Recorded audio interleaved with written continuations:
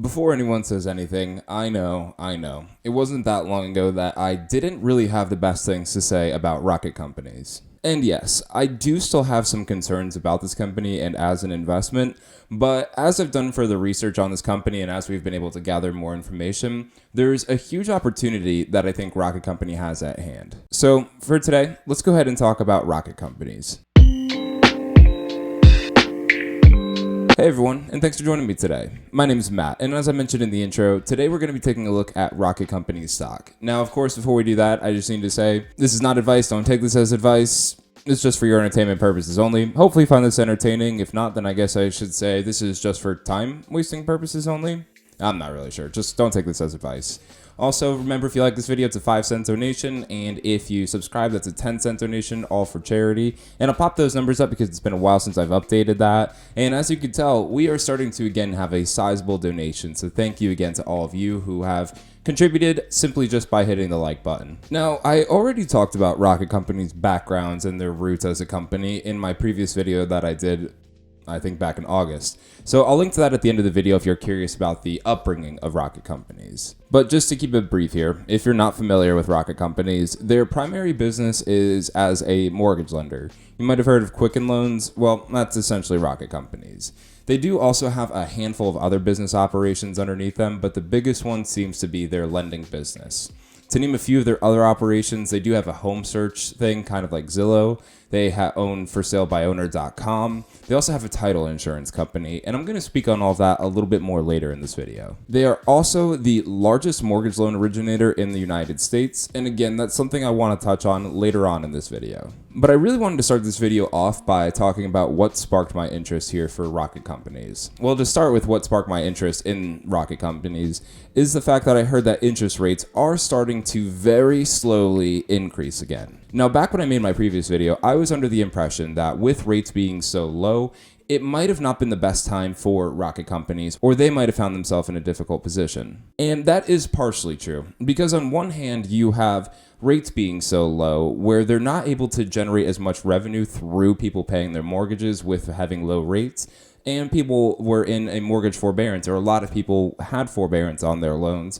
So again, I just didn't see this being the best position for rocket companies. That said, and on the other hand, as a mortgage originator, they are able to make money through origination as well as refi fees. So that could have been a very promising part of their business, given how many people were taking out loans due to the low interest rate environment, as well as the refinancing and people wanting to decrease their monthly payments on their loans. Also, most lenders don't carry loans for that long. Reason being is because it's a risk for them to have such a long-standing loan, 30 years on their balance sheet, and that's a long time to carry that kind of liability. So a lot of times they might service the loan for a certain time period, but ultimately end up selling those loans to a loan servicer, and then that way they don't have to carry the debt for so long. And I think as rates start to slowly go up, and with refinancing still being very attractive, Rocket, Quicken, whatever we want to call them, is going to find themselves in actually a pretty strong position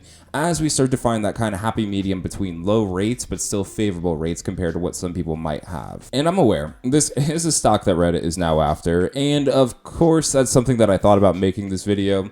I try to make videos now that people talk about just to give my channel a little bit of a boost instead of talking always about like 3M and FedEx. So that's not the entire reason why I'm talking about this stock, but admittedly, it's kind of part of it. But what I really want to do in this video is be able to justify owning this company for a long-term position instead of riding the wave of the hype that it might be getting on Reddit right now. So next I want to move to the numbers here. Now, a few things to point out before we get started with that. You'll see this is a much shorter section of numbers than what I typically do, and that's for a few reasons. First off, there is no comparison because with how many different business operations Rocket has underneath it, it was hard for me to find a direct comparison. And also, they are a lending business, meaning that they are a cash-rich business. So a lot of traditional metrics that I like to look at, things like EBITDA or cash flow or using a discounted cash flow analysis, just don't work as well for this kind of business because, again, their operations are based on cash. So you can't really fairly use cash flow to measure this company's success or valuation. But as we can see, they have a PE ratio of 23.5 times earnings. That might seem low, but that's actually pretty high compared to the average for the lending business. The lending business's average PE ratio is around 13 times earnings. So looking at this, it does indicate that they might have a little bit high of valuation currently, just compared to their competitors in the same field. But ultimately, if we compare this to a company like Square, Shopify, or Tesla, it's still low, but that's also not a fair comparison. But what does make me excited, as always, is this revenue growth year over year. 204.12% is crazy to see for a 35-year-old company. Now, some of that might have to do with the fact that, a lot of people were refinancing or starting loans given the low interest rate environment. So that's something that as the years come or as the quarters come, I want to keep an eye on to see how sustainable that is or if it's just a one-off quarter for them. And for these last two, the current and quick ratio, I usually don't talk about both of them. And it's worth just pointing out here because of current assets, but those current assets are defined as things that could be converted to cash within a 1-year time frame. Quick ratio is also a measurement of current assets, but it's actually more current assets. So this would be things that can be converted to cash, usually within 90 days. As we could see, these are both really strong numbers, but I wanted to put a little emphasis on this because as a lending business, you need to have a lot of money to be able to fund these loans, hence why their current ratio is so high. This is something you'll see across the board with lending businesses. Their quick ratio, though, is actually lower than some of the comparables that we'll see, but nonetheless, it's still strong enough to show me that they have a healthy balance sheet and is a company that, should they need to service bad debt, aka people not paying their loans, they should have enough cash readily available to cover that and still be able to do their business operations of lending. So again, this isn't the most exciting section with numbers that I've ever had, and really are numbers ever that exciting? But it is something just worth pointing out, and I wanted to show that these are numbers that I can actually justify of having a stock in this industry for. Now, though, I really want to focus mostly on their opportunities that they have as a business because I actually see a few things coming their way that could be great for this business. Obviously, most of you probably have heard their earnings report, and it was astonishing. It was a really good quarter for rocket companies.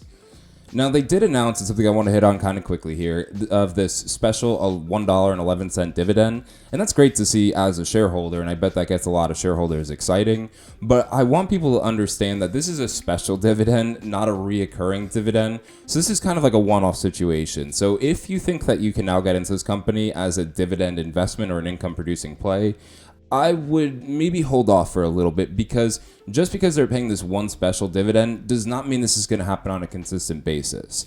To me, this is still very much a growth company, not an income producing company. So bear that in mind if you are looking at this as a dividend play. And now I want to circle back to a few things from the beginning of this video I said that I was going to touch on later. And the first one actually is Zillow. So I thought that was kind of interesting to see that Rocket actually has a home search engine and owns ForSaleByOwner.com, because as a lending business that now owns a home search and for sale by owner, I think that they actually are starting to stiffen the competition with Zillow. Obviously, Zillow is much more prominent in that space when it comes to home selling, buying, searching, all that fun stuff. But with Rocket companies owning a mortgage lending service, from what I saw, it looks like 2 different title companies or title insurance companies. Also having now a home search for listed properties, things you'll find on the MLS, and a for sale by owner search can really make Rocket companies a prominent player in the real estate industry. And that's something when I made my previous video, I did not even think about. So that is actually something that I'll be curious to see, is if they're going to put emphasis on growing the home search business and see if they actually do start to compete with Zillow. And that could be a great thing for Rocket companies too, because that is a great way to keep everything in-house. Everything from your loan to your agent to your title insurance to your searching process. So I don't know, just something I felt worth noting. Did also see something else though that I thought was very interesting. And as I said in the beginning, they are the largest mortgage loan originator in the United States, meaning they're the ones that actually fund the loans initially. Now, I found this info from the Motley Fool, and I thought this was very interesting. So these right here are the top 4 mortgage loan originators, again, by loan originations. So we could see here that Quicken Loans in 2019 originated 541,000 mortgage loans. Wells Fargo originated 232,000 loans in 2019. Now, I'm singling out Wells Fargo compared to Quicken or Rocket simply because of the volume or the dollar value of the loans they did. So as we could see, I'm going to struggle saying this number, so I apologize in advance. Wells Fargo is actually the largest by dollar value of loan originations. They did $305,626,315,000 in mortgage loan originations, compared to Quicken, that did $145,878,710,000 in mortgage loan originations. But if you could see what was interesting to me, Quicken did almost double the amount of originations that Wells Fargo did. So the finance nerd that I am decided to do a little bit of math here on a spreadsheet, and I'll pop that up so we can run. So if you look, the average dollar value of the loan that Quicken was able to originate was $269,646.41, give or take, where the average loan that Wells Fargo originated was $1,317,354.81. So that, to me, first off, I had to run those numbers like 10 times because I just didn't believe what I was seeing. And it was crazy to see that Wells Fargo had those high-end loans going out so frequently. But what this indicates to me is a huge opportunity for Rocket Companies. And that's because Rocket Companies is a virtual company, something us millennials are very adapting to. And, we're comfortable doing online banking, loan sourcing, all of that fun stuff, searching for homes online. Where Wells Fargo, having that more brick and mortar establishment, probably caters more towards the older generations that prefer being able to go in, talk to that loan originator face to face and see who they're working with. And I think as millennials start to kind of grow, and younger generations grow, then I think this is going to lead to be a huge opportunity for Rocket, because we might prefer to go to an online provider than Wells Fargo. And also, there's probably somewhere in there you can make a joke about Wells Fargo and the fake accounts. That, to me, is something that actually gets me very excited about Rocket Companies, again, as a long-term investment. That's not something that's going to happen tomorrow, maybe not even in the next 5 years, but it'll be interesting to watch how that balances out as the years come. And to further back that, I think Rocket has right now about 9.2-ish% of a $2.2 trillion industry. So they have a lot of room to grow, and they only have such a small market share right now.